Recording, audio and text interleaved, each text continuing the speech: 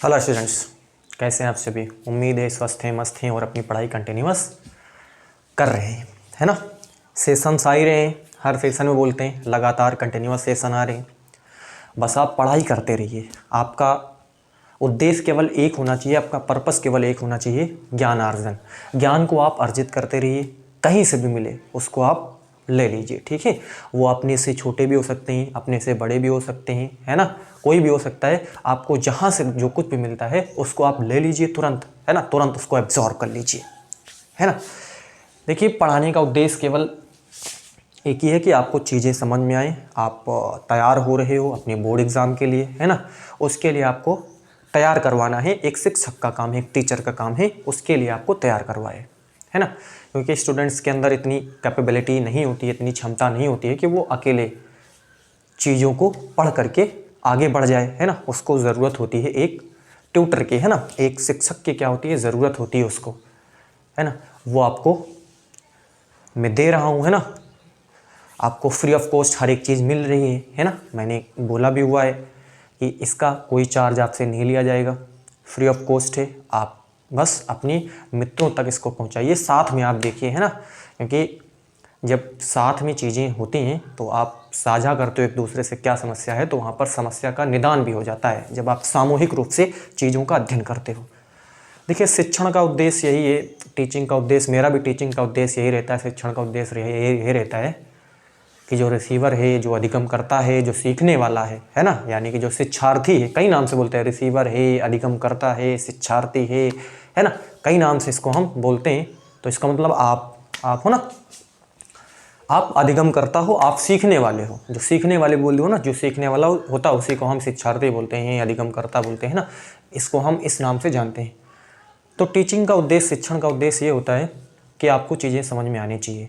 जब तक चीज़ें समझ में नहीं आती हैं शिक्षार्थी के को, जब तक चीज़ें आपकी बताई हुई चीज़ें समझ में नहीं आई, तो शिक्षण सफल नहीं माना जाता है ना। शिक्षण सक्सेसफुल नहीं है, शिक्षण होता ही नहीं है ना।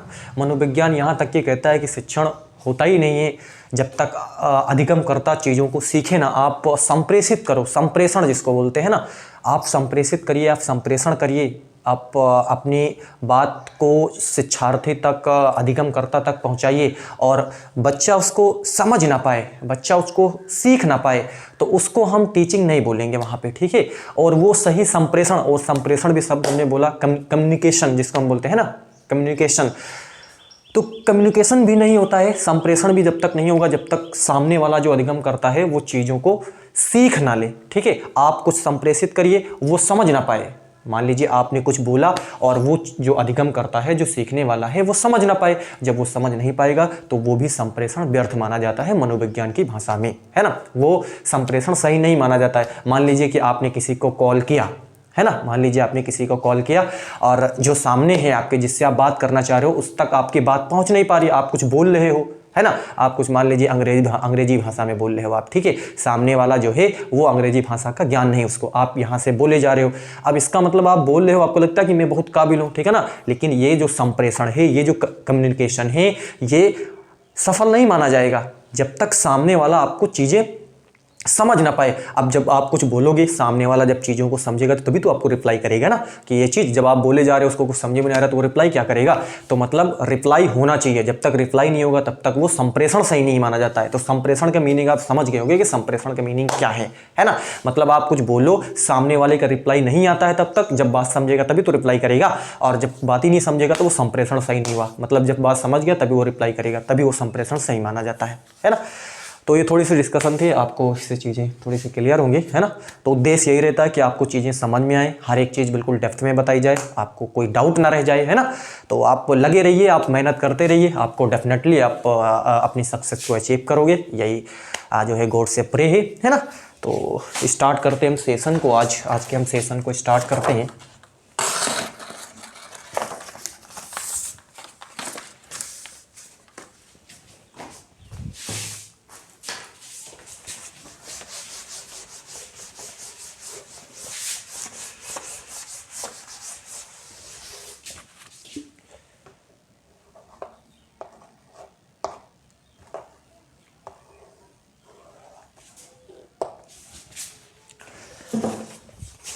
चलिए,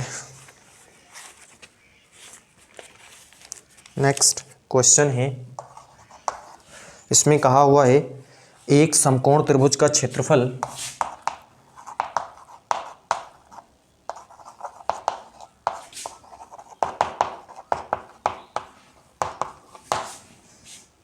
क्षेत्रफल 30 सेंटीमीटर स्क्वायर है यदि उसकी ऊंचाई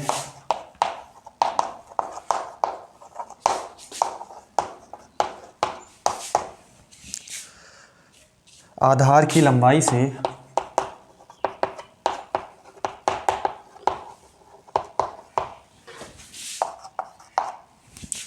7 सेंटीमीटर अधिक है तो आधार की लंबाई ज्ञात कीजिए। तो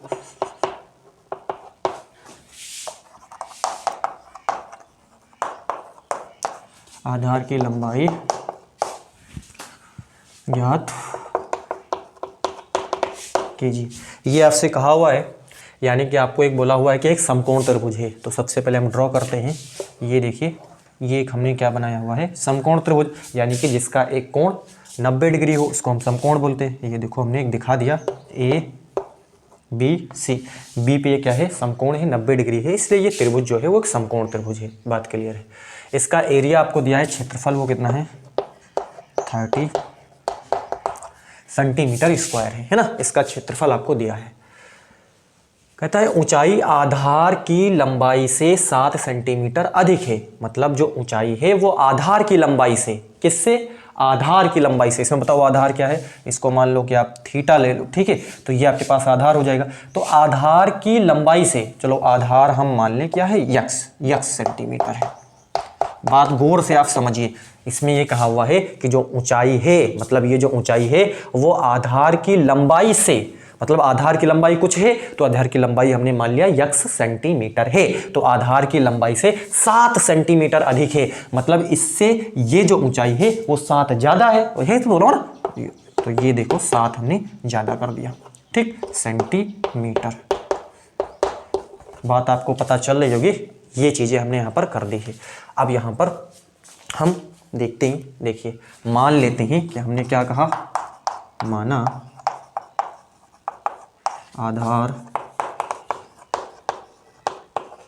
आधार की लंबाई बराबर क्या है, x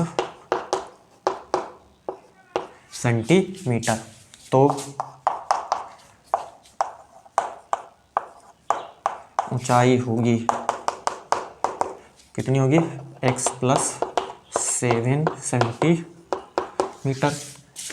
सिंपल है, 7 ज़्यादा हो जाएगी, ठीक है। अब देखिए समकोण त्रिभुज का क्षेत्रफल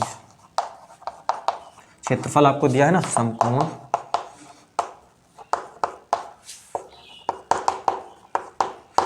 क्षेत्रफल कितना है, वो 30 सेंटीमीटर स्क्वायर है। चलो समकोण त्रिभुज का क्षेत्रफल क्या बोलोगे, आपको मालूम है 1/2 आधार, त्रिभुज का क्षेत्रफल मालूम ना, 1/2 आधार गुणे ऊंचाई, है ना। कॉपी पेन निकाल लीजिए आराम से, साथ मेरे साथ आप काम करते चलिए आराम से, ठीक है। कहीं पर भी कोई समस्या नहीं आने वाली है। सेंटीमीटर स्क्वायर, चलो 1/2 आधार की लंबाई आपसे बोला हुआ है कितना है, आधार की लंबाई यक्स है, ठीक है। ऊंचाई आपसे बोला हुआ है x + 7 है, ठीक, बराबर ये हो जाएगा 30। यहाँ पर देखो x सेंटीमीटर, x + 7 सेंटीमीटर हो जाएगा, ठीक है। तो सेंटीमीटर स्क्वायर हो जाएगा, इधर सेंटीमीटर स्क्वायर कट जाएगा, तो हमने 30 लिख दिया, ठीक। बात समझ रहे हो ना। देखो गुणा में है ना, आधार जो है x सेंटीमीटर है, x + 7 सेंटीमीटर, तो सेंटीमीटर सेंटीमीटर सेंटीमीटर स्क्वायर, और इधर का सेंटीमीटर स्क्वायर कट जाएगा तो हटा दिए, ठीक है। चलो अब हम क्या करते हैं, x गुणे x + 7, इसको इधर मल्टीप्लाई करा देते हैं, 30 × 2 हो जाएगा। तो ये कितना हो जाएगा, x स्क्वायर प्लस कितना हो जाएगा 7x बराबर 60, और ये कितना हो जाएगा x स्क्वायर + 7x - 60 बराबर 0, ठीक। इतनी बात आपको समझ में आ गई होगी। इसका पक्षांतर कर दिया, उस साइड हम लेकर के चले गए। ठीक है, देखो इसका गुणा हमने इसके साथ करवा दिया, तो यहाँ पर 23 दून कितना हो गया, 60 हो गया। ये इसको साथ में गुणा कराया, देखो जब हमने इसका गुणा इसके साथ कराया, यक्स का गुणा इसके साथ कराओ तो यक्स स्क्वायर, एक्स का गुणा 7 के साथ कराओ तो 7x है ना, एक्स का गुणा 7 के साथ कराओ तो 7x बराबर ये है ही है। इसको इस साइड लेके गए तो ये माइनस में हो गए। इतनी बात आपको समझ में आ गई। अब इसका हम गुणनखंड विधि से इसको सॉल्व करते हैं। कैसे करेंगे, देखो आपको बताना है, 2 नंबर आपको ऐसे बताने हैं जिनको आप आपस में मल्टीप्लाई कराओ तो 60 आए। 2 नंबर आपको ऐसे बताने हैं जिनको आपस में आप मल्टीप्लाई कराओ तो 60 आए, और एक नंबर में से दूसरे नंबर को घटाओ तो आपके पास 7 आ जाए। देखो ना यहाँ पर क्या कहा मैंने, आपको यहाँ पर ये चीज़ ध्यान देनी है कि 2 नंबर आपको ऐसे बताने हैं जिनको आपस में आप जब मल्टीप्लाई कराओगे, गुणा कराओगे तो कितना आना चाहिए, 60 आना चाहिए, और एक नंबर में से दूसरे नंबर को जब आप सब्सट्रैक्ट करोगे, माइनस करोगे तो 7 आना चाहिए।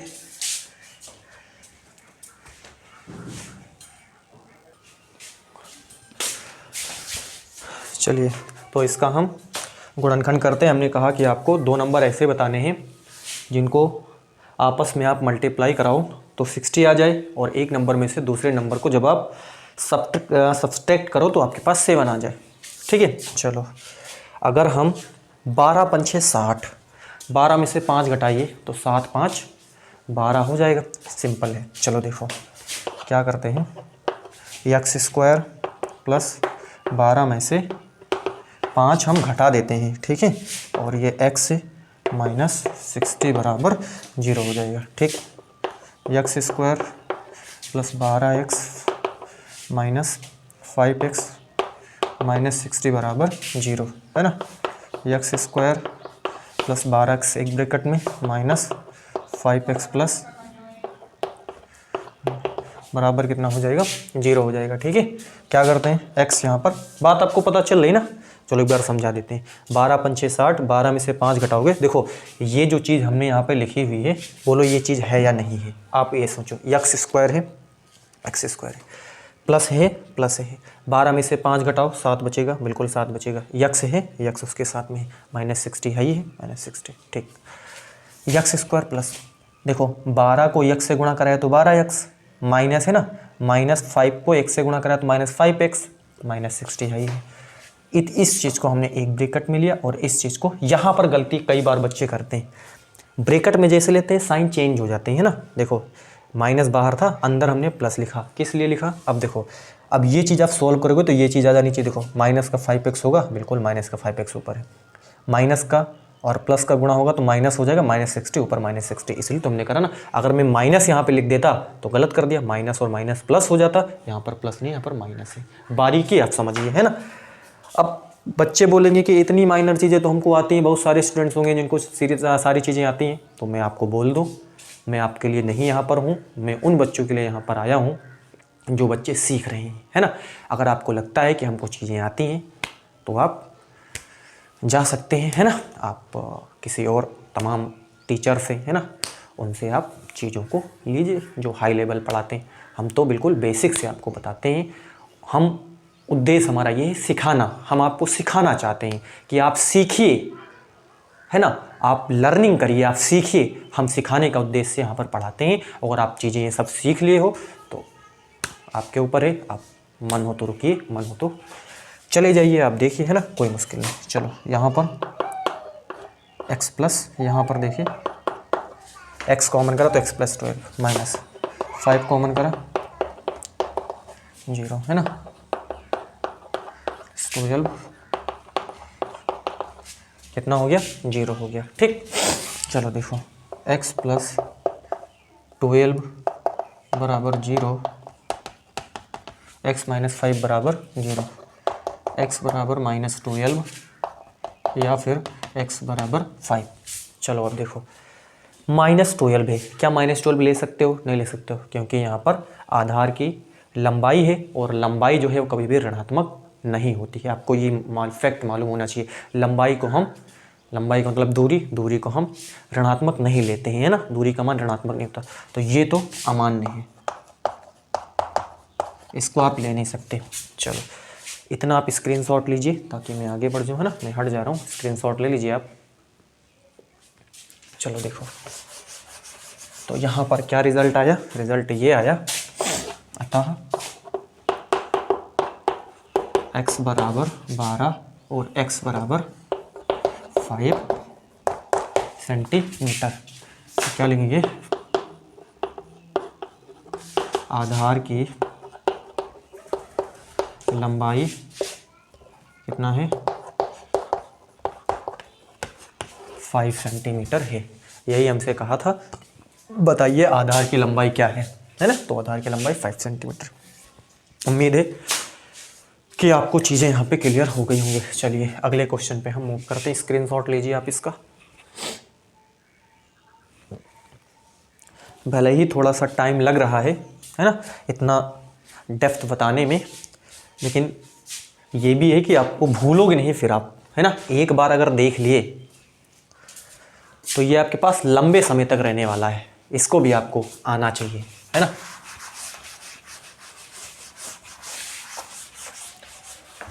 बस एक काम करिए कि इसको अपने मित्रों तक जरूर पहुंचाइए, है ना। बस आपका एक काम है। कई बार बच्चों को चीज़ें जब मिल जाती हैं ऐसी, तो फिर वो सोचते हैं कि दूसरों को ना बताया जाए, चलो खुद ही पढ़ लिया जाए सब, ठीक है, दूसरों को ना बताया जाए।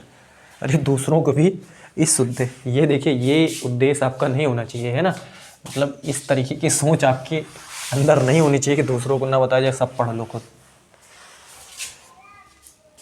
आपके अंदर सहयोग की भावना होनी चाहिए, है ना, दूसरों का भी सहयोग किया जाए। चलो अगले क्वेश्चन पे हम चलते हैं।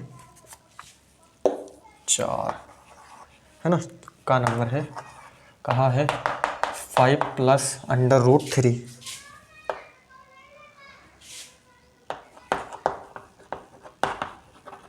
सिद्ध कीजिए कि एक अपरिमेय संख्या है। एक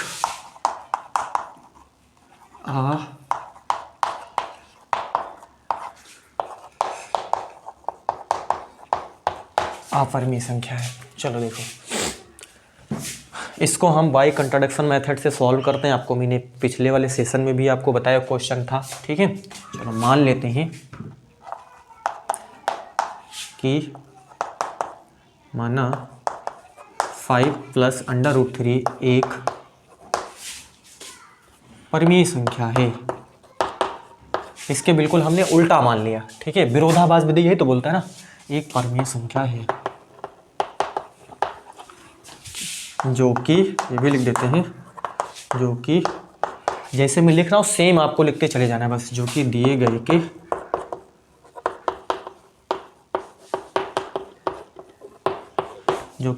के विपरीत है। अब देखो, अगर कोई परिमेय संख्या है तो उसको हम p/q या a/b, है ना, ऐसे इसको लिखा जा सकता है। देखो 5 + √3 ये परिमेय संख्या है, तो इसको हम a/b के रूप में लिख सकते हैं, जहाँ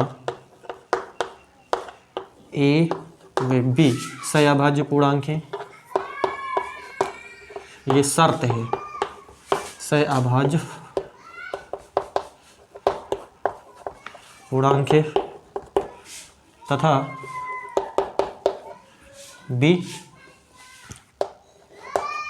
जो है 0 नहीं है, ये ठीक। चलो देखो, अब क्या करते हैं, यहाँ पर मतलब a और b, ये सहअभाज्य का मतलब क्या है, कई बार बोला हो ना, सहअभाज्य का मतलब है a और b में कॉमन केवल एक है, कॉमन केवल एक है, एक वन है केवल, और कोई दूसरा नंबर कॉमन नहीं होगा, उसी को हम सहअभाज्य बोलते हैं। चलो बराबर a/b, 5 का उस साइड भेज दिया, है ना, बराबर a - 5b अपान कितना हो गया, b हो गया। बात पता चल गई आपको, है ना। इसको a पे रोका, इसको उस साइड भेजा, इसको इसके साथ गुणा करवा दिया ना, a - 5b बटे कितना हो गया, b हो गया। अब देखिए, चूंकि a व b पूर्णांक हैं तो a - 5b/b परिमेय संख्या है, सिंपल है। अब जब a और b हमने पूर्णांक बोला ही दिया हुआ है ना, तो a और b, a - 5b/b ये परिमेय संख्या होगी, स्वाभाविक है ना, क्योंकि a व b पूर्णांक है तो a माइनस 5b/b क्या है, परिमेय संख्या है। इसे बोलिए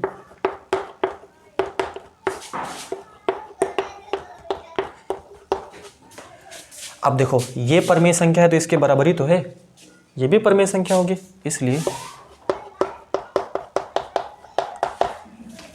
√3 भी परिमेय संख्या होनी चाहिए, परिमेय संख्या होनी चाहिए।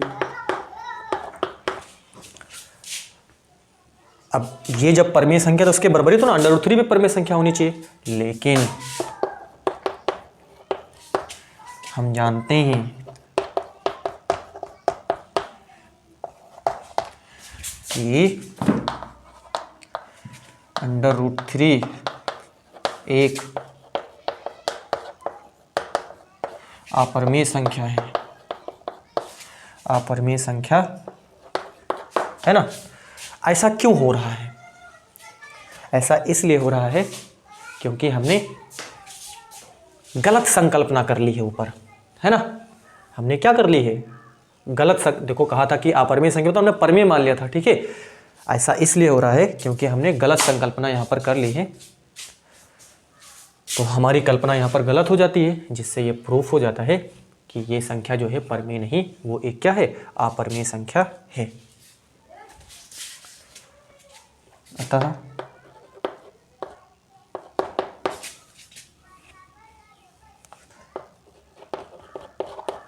हमारी ये कल्पना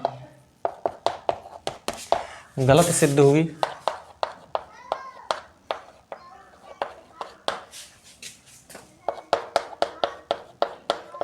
जिससे ये सिद्ध हो जाता है। कई बार बच्चे सोच रहे होंगे इतना बड़ा व्याख्यान हम याद कैसे करेंगे, याद नहीं करना इसमें, ठीक है ना। जिससे ये सिद्ध हो जाता है कि 5 + √3 एक अपरिमेय संख्या है।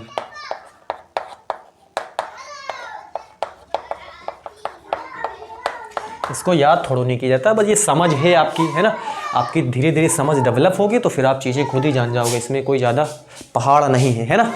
चलो, तो इस प्रकार हम इस क्वेश्चन को सॉल्व कर सकते हैं। बस ऐसे ही जो मैंने किया है इतना कर दोगे, आपको पूरा नंबर मिलने वाला है ना। चलो अगले क्वेश्चन पे हम चलते हैं, आप इसका स्क्रीनशॉट लीजिए।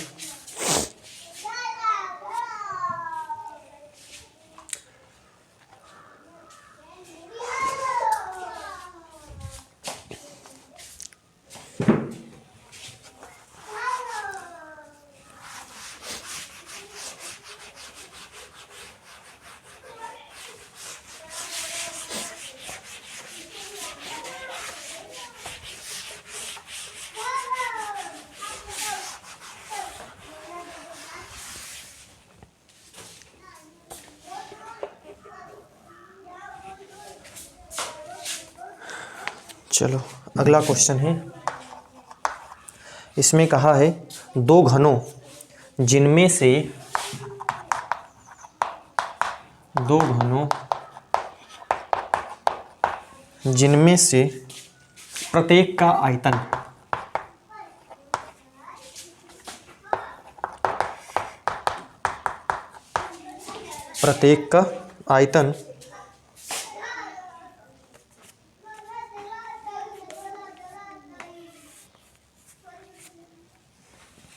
कितना है, 64 सेंटीमीटर क्यूब है, के संलग्न फलकों को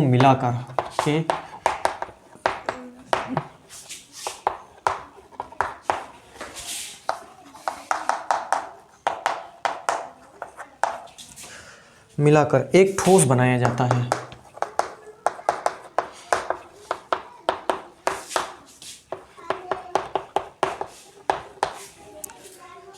इससे प्राप्त घनाभ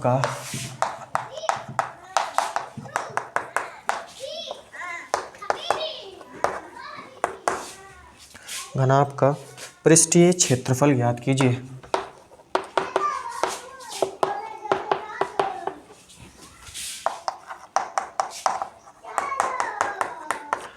चलो इसकी बात जरा आप गहराई से समझिए। दो घन हैं, प्रत्येक घन का आयतन आपको 64 सेंटीमीटर क्यूब दिया हुआ है। दो घन दिए हुए हैं। चलो देखो,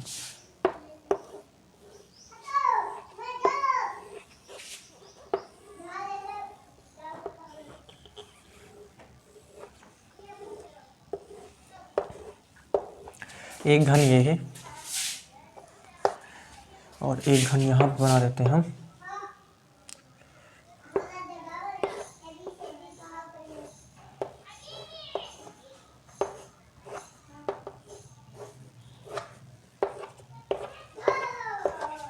एक घन ये वाला आपके पास है, ठीक है।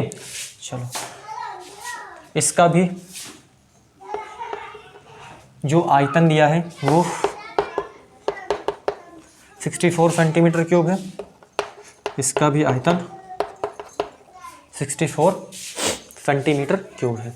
अब देखो बात बिल्कुल क्लियर है। पहली बात हमने लिख दी, दो घनों में जिनमें प्रत्येक का आयतन ये इतना है कि संलग्न फलकों को मिलाकर, अब देखिए क्या करिए, इस फलक को उठा करके इस पे, मतलब इसको धीरे धीरे इसके लेके जाइए इसके पास, और इसमें क्या कर दीजिए, इसको ज्वाइंट कर दीजिए, है ना। इसके जो ये वाला फलक है इसमें ले जा करके इसको क्या कर दीजिए, ज्वाइंट कर दीजिए आप, ठीक है।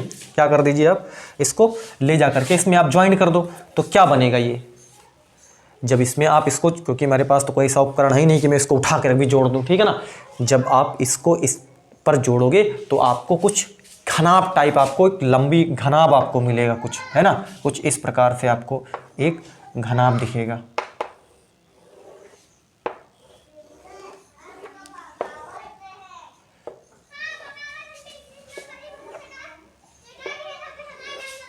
है ना, कुछ आपको घनाभ टाइप एक लंबा, इसको जोड़ोगे तो आपको एक घनाभ सा मिलेगा, ठीक है ना। इसको उठा करके इस पे जोड़ोगे तो आपको एक घनाभ मिलेगा, है ना। यहाँ पर कुछ ऐसा है नहीं तो मैं आपको जोड़ के दिखा देता है यहाँ पे, ठीक है। आपको कुछ घनाभ जैसी एक आकृति आपको दिखाई देगी, ठीक है। जैसे ईंटा देखे हो ना, ईंटा, बिल्कुल ईंटे जैसी आपको एक आकृति आपको यहाँ पर दिखाई देगी।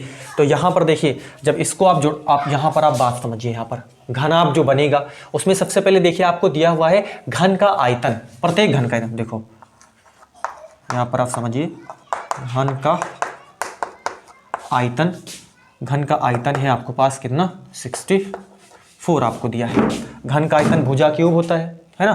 तो भुजा क्यूब, तो हम भुजा क्यूब मतलब ए भुजा ले लेते हैं ना, और क्यूब कर दी बराबर 64। ए बराबर 64 का आपको घन निकालना है ना। तो ये आपके पास भुजा आ जाएगी। भुजा बराबर कितना हो जाएगा यहाँ पर, 4 चौक 16 चौको 64, यानी कि ये आपके पास 4 सेंटीमीटर आ जाएगा। यानी कि जो घन है उसमें सभी वर्ग होते हैं।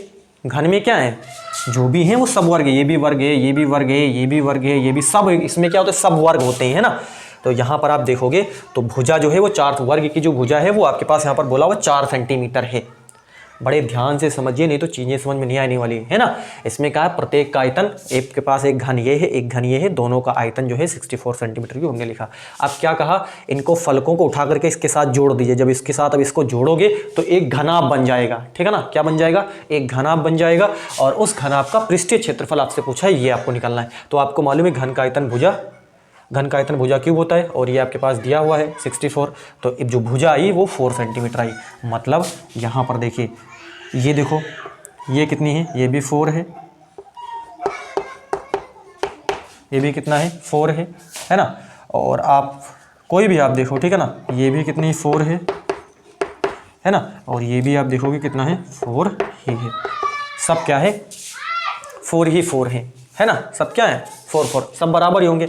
अब देखिए, जब इसको आप क्या करोगे, जोड़ोगे, है ना। जब दोनों घनों को आप क्या करोगे, जोड़ोगे, देखो दोनों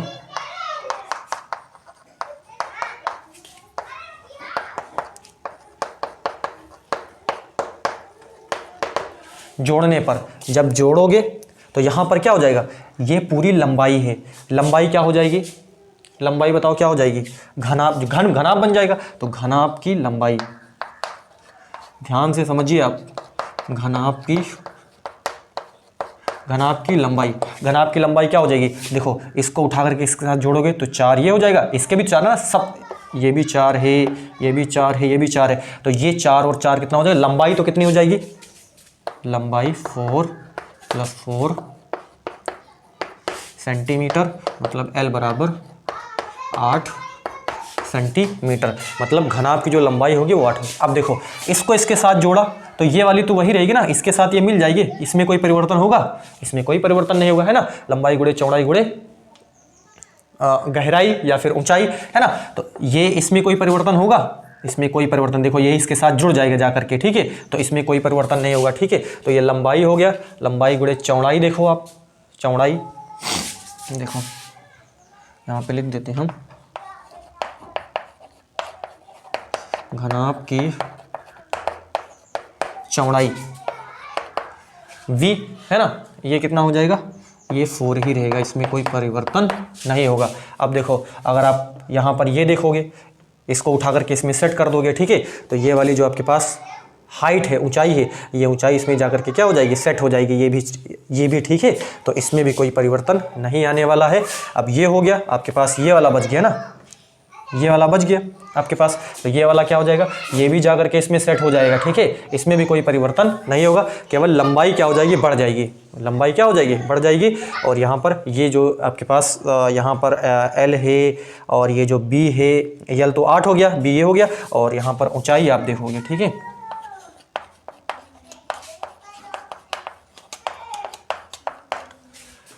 ऊंचाई जो है वो आपके पास कितना हो जाएगा, ऊंचाई हो जाएगा 4 सेंटीमीटर, इसमें भी कोई परिवर्तन नहीं होगा, केवल लंबाई इसकी क्या हो जाएगी, बढ़ जाएगी बस, ठीक है, ऊंचाई भी वही रहेगी और इसकी चौड़ाई भी वही रहेगी, कोई परिवर्तन नहीं। इतनी बात आपको समझ में आ गई है। यहाँ पर तो कोई ऐसा है नहीं कि विजुलाइज कर दे, इसको जोड़ करके आपको दिखा दे, जोड़ोगे तो आपको सेम चीज़ें ही मिलने वाली है ना। चलो अब हम इसका इरेज करते हैं, आप इसका स्क्रीनशॉट ले लीजिए अभी। चलो अब देखिए हम कैलकुलेशन करते हैं। यहाँ पे आपसे पूछा है घनाभ का पृष्ठीय क्षेत्रफल, घनाभ का पृष्ठीय क्षेत्रफल आपको मालूम है कि 2 ब्रैकेट में लंबाई गुणे चौड़ाई, चौड़ाई गुणे ऊंचाई प्लस ऊंचाई गुणे लंबाई, ठीक है। ये घनाभ का पृष्ठीय क्षेत्रफल आपको आना चाहिए, है ना। 2 लंबाई गुणे चौड़ाई, चौड़ाई गुणे ऊंचाई और ऊंचाई गुणे लंबाई। चलो देखो यहाँ पर लंबाई कितनी है और ये कितना है 4, कितना है 4, और ये भी कितना है 4 प्लस, और ये कितना है 4, लंबाई कितना है, ये हो गया, ठीक है। ये 32, 16 प्लस कितना हो जाएगा 32 हो जाएगा। 32 दून कितना हो गया 64 प्लस 16। आप समझ रहे, लंबाई की जगह पे 8 रख दीजिए, बाकी जो भी है उसको 4 4 रख दीजिए बस, ठीक है। अब इसको जोड़ दीजिए, 6 4 10, 6 4 6 1 7 1 8, है ना। 6 4 10 की 0, 6 1 7 1 8, तो 8 दूनी कितना हो जाएगा 16, 160 सेंटीमीटर स्क्वायर इसका पृष्ठीय क्षेत्रफल हो जाएगा, जो घनाभ होगा, ठीक है।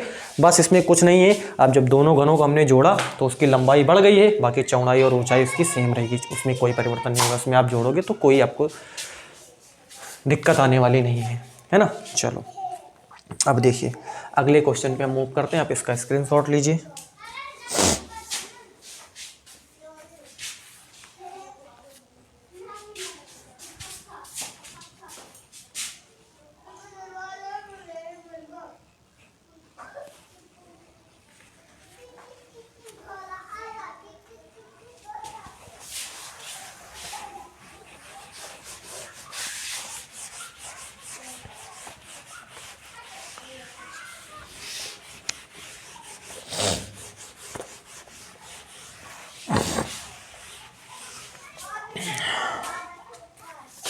चलो अगला क्वेश्चन है, इसमें कहा है यदि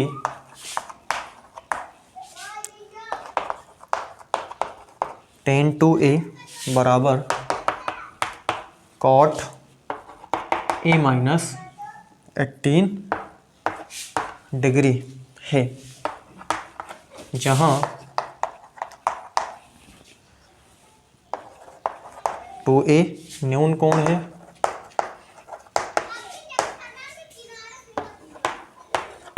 न्यून कोण है, a का मान ज्ञात कीजिए, a का मान ज्ञात, a का मान आपको क्या करना है, ज्ञात करना है, a का मान ज्ञात कीजिए। चलो देखो आपसे कहा है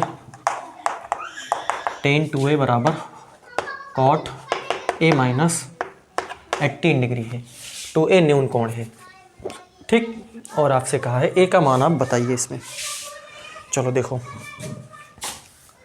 इसको हम ऐसे लिख सकते हैं cot 90 minus 2a, cot 90 minus theta क्या हो जाएगा, tan थीटा हो जाएगा। देखो थीटा के प्लेस पे 2a है तो cot 90 minus theta tan theta है ना, tan 2a, ये बात यही है, ठीक है। चलो cot a माइनस 18 डिग्री, चलो ये cot से cot काट दिया, 90 डिग्री माइनस 2a बराबर a माइनस ये कितना है 18 डिग्री है, ठीक है। चलो देखो 90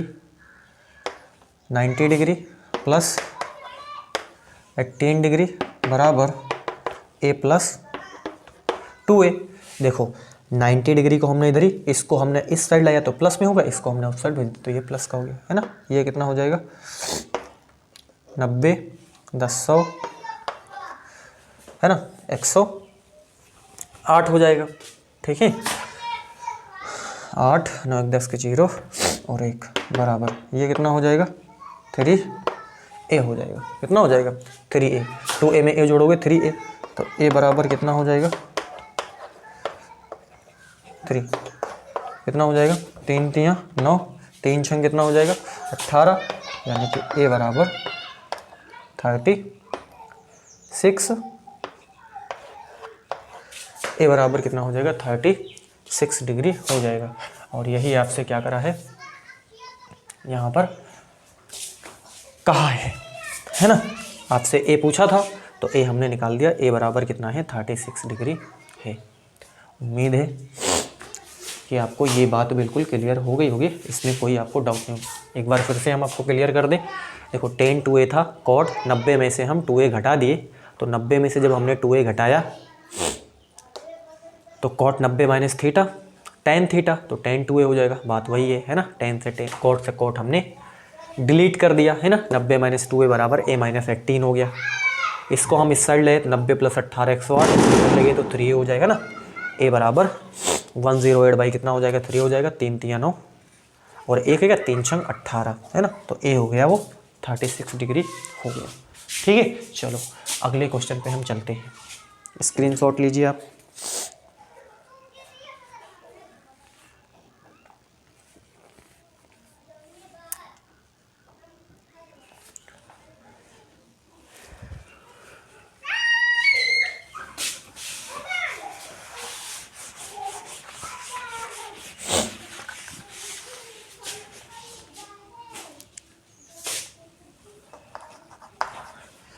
क्वेश्चन है बिंदु ए के निर्देशांक ज्ञात कीजिए।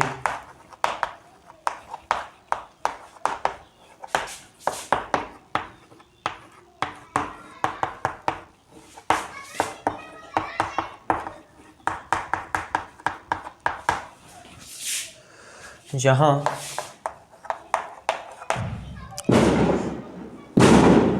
ए बी एक वृत्त का व्यास है,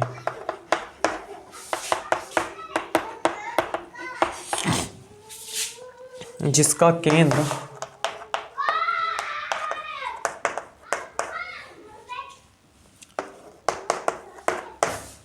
-3 है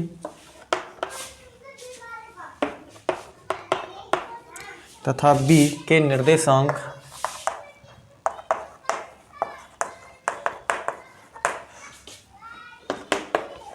वन कॉमा 4 है, ठीक है। ये कहा है बिंदु ए के निर्देशांक आपको बताने हैं।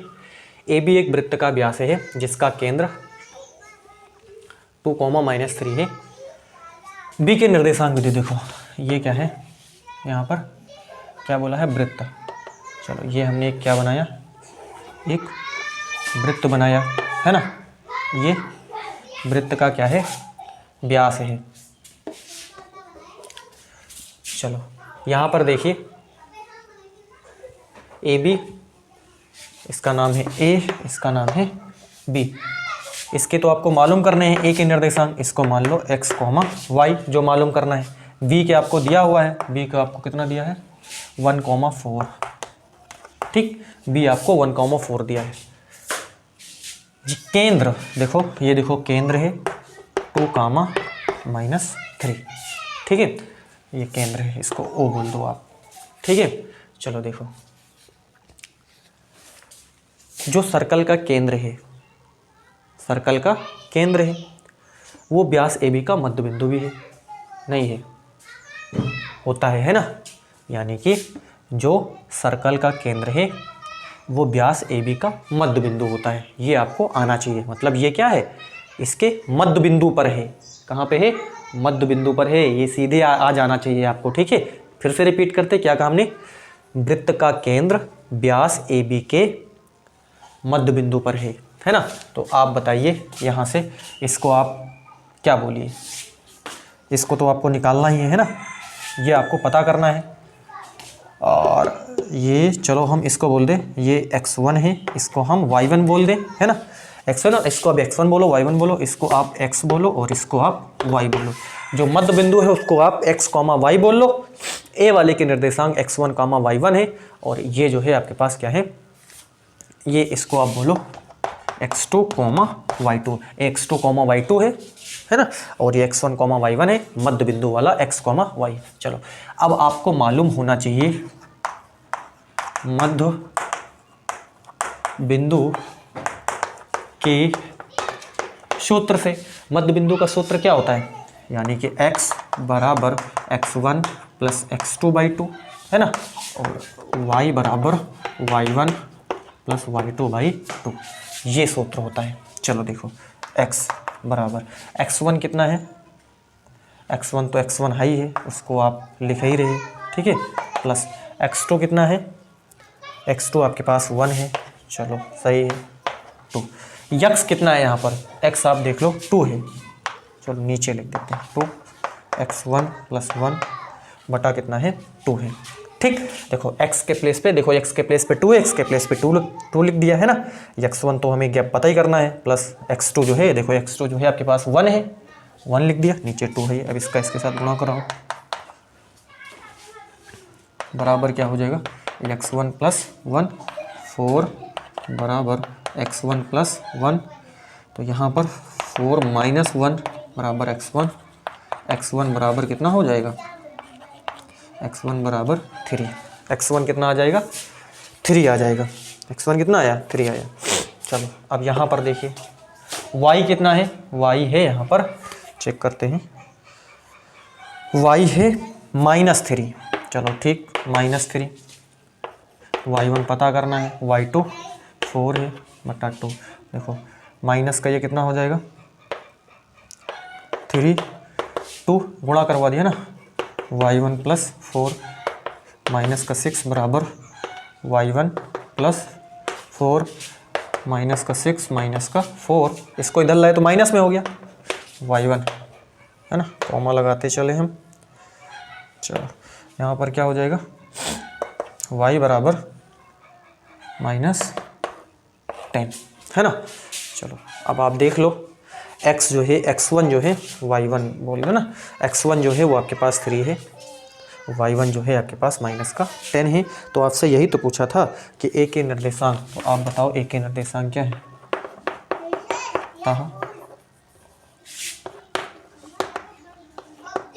बिंदु a के निर्देशांक वो क्या है, बिंदु a के निर्देशांक आप देख लो, वो है 3, -10, यही इसका क्या है, आंसर है। उम्मीद है कि आपको ये भी बात बिल्कुल समझ में आई होगी, है ना। स्क्रीनशॉट लीजिए आप। हम अगले क्वेश्चन पे चलते हैं।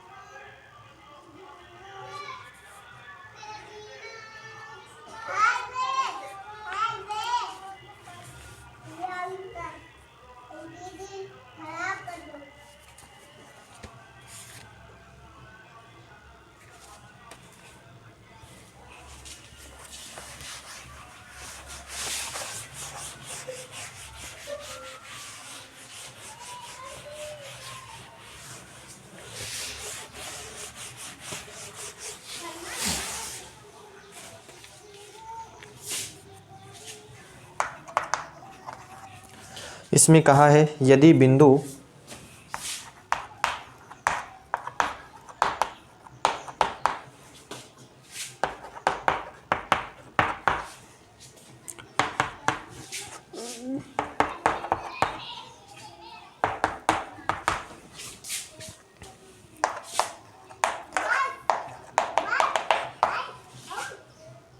से बने त्रिभुज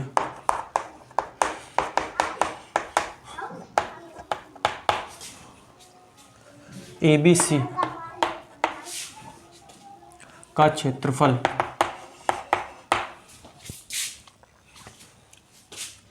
का क्षेत्रफल 6 वर्ग इकाई है, तो सिद्ध कीजिए कि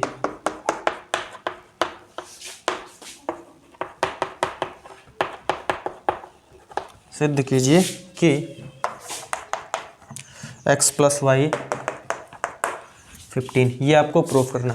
सिद्ध वाले क्वेश्चन में तो आपको कोई कंफ्यूजन होना ही नहीं चाहिए, है ना, कि आपको यही चीज़ लानी है, तो उसमें तो आप बिल्कुल क्लियर हो जाते हो कि इसमें कोई दिक्कत नहीं, आपका आंसर आ गया तो बिल्कुल क्लियर हो जाते हो आप, ठीक है। बाकी क्वेश्चन में तो आंसर दिए नहीं रहते, तो उसमें आपको थोड़ा सा दिक्कत हो सकती है।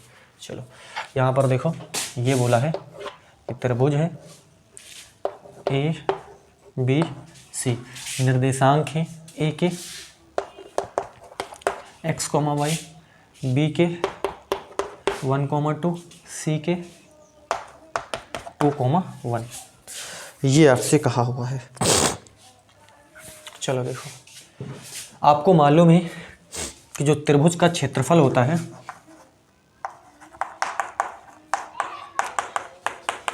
1/2 x1 ब्रैकेट में क्या होता है y2 माइनस y3 प्लस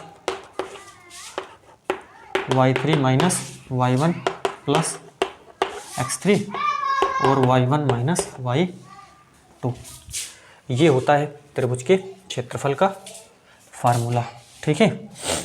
चलो अब हम क्या करते हैं, बराबर आपके पास यहाँ पर हाई दिया होना, बराबर 0 नहीं लिखेंगे यहाँ पे, ठीक है। चलो अब यहाँ पर आप देखिए, ये त्रिभुज का क्षेत्रफल का सूत्र आपको ये आना चाहिए, है ना, 1/2 ब्रैकेट में x1 फिर ब्रैकेट में y2 minus y3 plus x2, देखो x1 है फिर x2 आ गया, फिर y3 minus y1 plus x2 के बाद x3 और फिर y1 माइनस y2, ऐसे आप इसको याद कर लीजिए, ठीक है। क्षेत्रफल जो आपको दिया है वो 6 वर्ग इकाई दिया है, चलो 1/2, ठीक। चलो हम ऐसा करते हैं, इसको x1, y1 बोल दें, x2, y2, ये x3, y3, ऐसे आप इसको मान लेना, है ना, कि x1 है, y1 है, x2 है, y2 है ना, यहाँ पर ये x2 है, ये y2 है और x3, y3, ध्यान से आप इसमें पुट करते चले जाइए। देखिए x1 देखिए कितना है, x है, चलो x लिख दिया, ठीक। y2 इसमें ढूंढते हैं हम, y2 x2 y2 कितना है 2 है, चलो 2 लिख दिए। y3 कितना है 1 है, तो 1 चलिए लिख दिए, ठीक, ये किया कंप्लीट। प्लस x2 देखिए, x2 यहाँ पर 1 है तो 1 लिख दिए, चलो सही। फिर y3 कितना है 1 है, तो y3 हमने क्या लिखा 1 लिख दिया, ठीक। फिर देखिए y1 देखिए, y1 जो है y है, ये कर दिए, प्लस x3 देखिए, x3 2 है तो ये 2 लिख दिए, है ना, जो है बस उसको पुट करते चले जाइए आप। y1 देखिए कितना y है तो y लिख दिए, है ना। y2 कितना 2 है तो इसको हमने 2 लिख दिया, ठीक। चलो अब देखिए, इसका गुणा इसके साथ बराबर, ये क्या है, यहाँ पर x गुणे 2 में से 1 चला जाएगा, 1 बचेगा, प्लस यहाँ पर कितना हो जाएगा 1 के साथ गुणा होगा तो ये ओवरऑल कितना आ जाएगा 1 माइनस y ही आ जाएगा, है ना, 1 के साथ गुणा होगा तो वही हो जाएगा, है ना, 1 माइनस y, चलो ठीक है। प्लस यहाँ पर कितना हो जाएगा, यहाँ पर हो जाएगा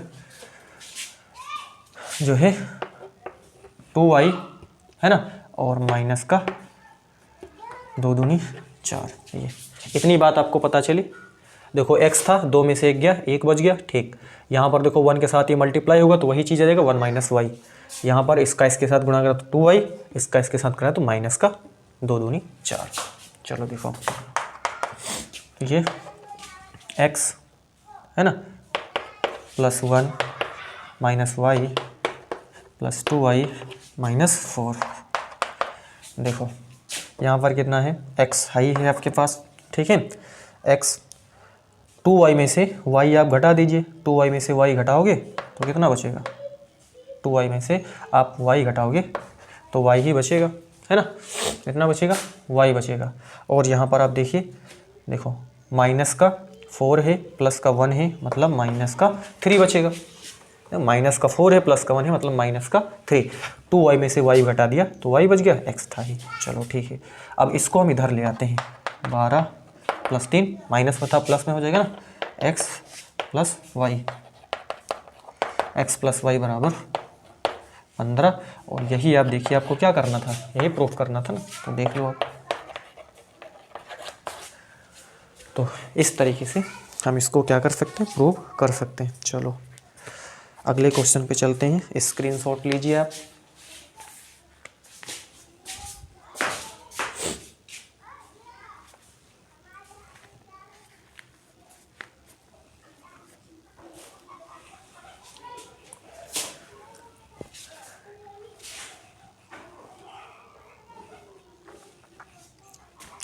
है ना, कठिनाइयाँ तो हैं ही हैं, है ना चीज़ों में, लेकिन आपको संघर्ष करना पड़ेगा।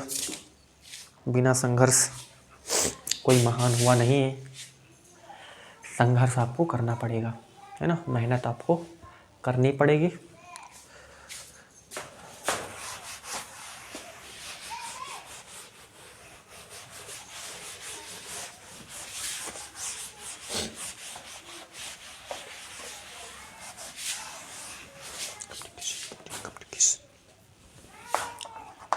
अगला क्वेश्चन है, यदि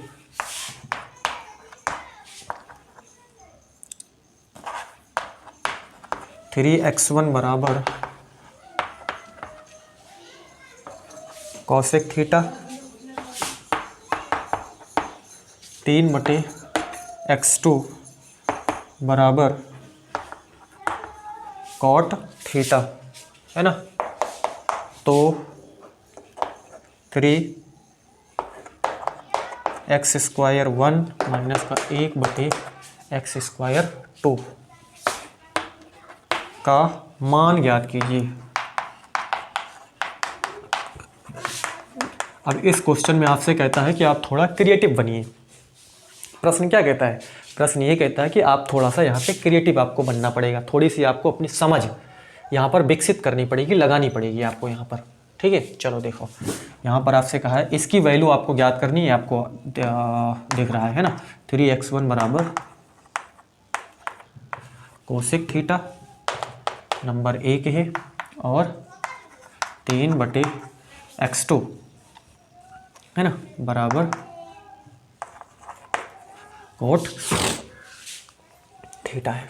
देखो जरा ध्यान से इसको आप देखिए, यदि हम इसका स्क्वायर कर दें दोनों पक्षों का तो 3 तियां 9, x² 1 हो जाएगा। देखो x² 1 यहाँ पर आपको कुछ दिख रहा है, इसका हम दोनों पक्षों का स्क्वायर करेंगे तो 3 तियां 9, x² 2, देखो बटे में x² 2 आपको कहीं पर दिख रहा है ना, दोनों पक्षों। इसका मतलब कुछ ऐसा करने से आपका काम बन जा रहा है कि इसका भी आप क्या कर दीजिए, स्क्वायर करिए, इसका भी आप दोनों पक्षों का स्क्वायर करिए। और देखो x1 x² 1 है, फिर माइनस है ना, और 1/x² 2, इसका मतलब आप इसमें में से इसको घटा दीजिए। कुछ ऐसा आपको, मैं बोला ना पहले हमने बोला थोड़ा सा क्रिएटिव बनना पड़ेगा, इसमें थोड़ा सा आपको सोचना पड़ेगा। क्या करा मैंने, दोनों पक्षों का स्क्वायर करा, इसमें में से इसको आपको घटा देना है ना, x² 1 है और ये x² 2 हो जाएगा। तो कुछ ऐसा आपको देखो, अभी देखिए आप कैसे हो जाएगा। देखो हम क्या करते हैं, समीकरण 1 के दोनों पक्षों का वर्ग करने पर ये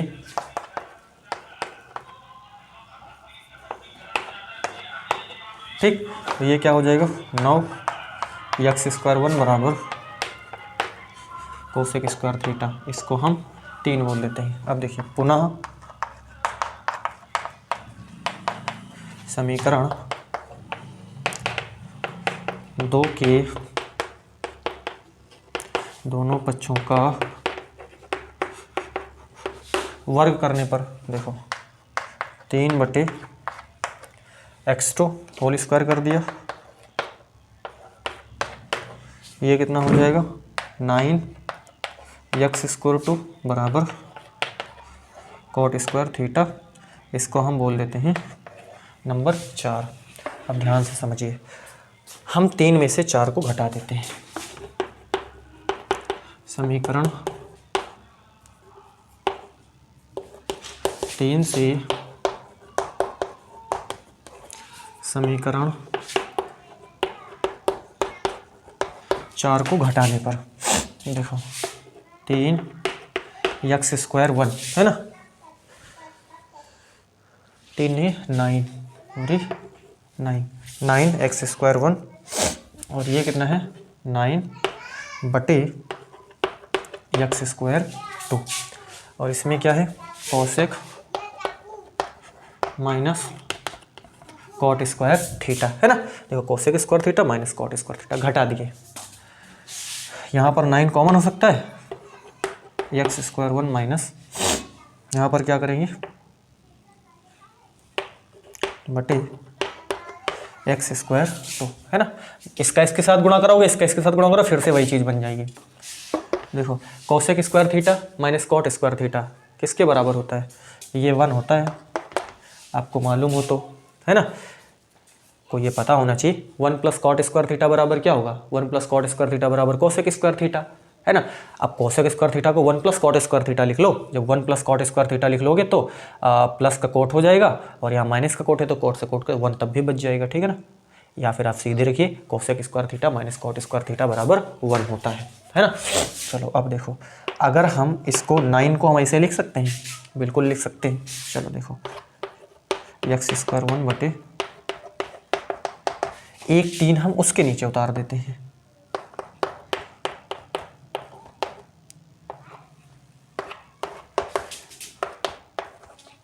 ऐसे कर दिए, कोई दिक्कत, फिर से इसके साथ गुणा करवा लो, फिर से वही आ जाएगा। और आप देखो 3 ब्रैकेट में एक्स स्क्वायर 1 एक्स 3 ब्रैकेट में x square 1 minus 1/x square 2, इसका मान कितना है 1/3। डन। उम्मीद है कि इसमें आपने थोड़ा सा अपना दिमाग अगर लगाया हो, बस 1-2 बार और करोगे तो आपको चीज़ें आ जाएंगी आराम से, ठीक है। कुछ नहीं है, हमने जो आपको यहाँ पर दिया हुआ था दोनों का स्क्वायर कर दिया, स्क्वायर करने के बाद घटा दिया, 1 में से 2 को घटा दिया, थोड़ा सा सोचने पर है ना, इसमें थोड़ा सा सोचना पड़ेगा आपको, थोड़ा सा अंडरस्टैंडिंग आपको यहाँ पर विकसित करनी पड़ेगी, तब आप थोड़ा सा इसको सोच करके आगे कर पाओगे, है ना। तो इस प्रकार हमने इस क्वेश्चन को भी सॉल्व कर लिया है। तो बस आज के सेशन को हम यहीं तक रखते हैं। जो भी क्वेश्चन बताए गए हैं उन क्वेश्चनों की आप प्रैक्टिस करिए, है ना। और जब आप प्रैक्टिस करोगे तो आपको चीज़ें धीरे धीरे क्लियर हो जाएंगी। ऐसा नहीं कि एक बार में चीज़ें एक साथ में, है ना, आपको चीज़ें आ जाएं, संभव नहीं है ऐसा। लेकिन ऐसा ज़रूर है कि आप जब पढ़ते रहोगे, धीरे धीरे पढ़ते रहोगे, फिर आपको चीज़ें धीरे धीरे आने लगेंगी, ये ज़रूर है ना। तो मिलते हैं हम फिर जल्द ही। कनेक्टेड रहिए, है ना, चैनल से। अपने मित्रों तक इसको शेयर कीजिए। ये कहूँगा कि आप अपने मित्रों तक ज़रूर इसको शेयर कीजिए, है ना। अभी तक ज़्यादा बच्चों के अप्रोच में नहीं है चीज़ें, है ना। चैनल जो है अभी अप्रोच में नहीं ज़्यादातर बच्चों के, लेकिन अगर आपका सहयोग रहा तो अन्य सब्जेक्ट की भी क्लासेस में यहाँ पर उपलब्ध आपको करवाऊँगा, है ना। वो चाहे हिंदी की हो, चाहे वो इंग्लिश की हो, चाहे वो मैथ की तो मैं करवा ही रहा हूँ, है ना, चाहे वो साइंस की हो, और भी कई क्लासेस में स्वयं लेने वाला हूँ, है ना। अगर आपका सहयोग रहा तो 10th के अलावा 11th 12th 9th to 12th हर एक क्लास उपलब्ध करवाई जाएगी।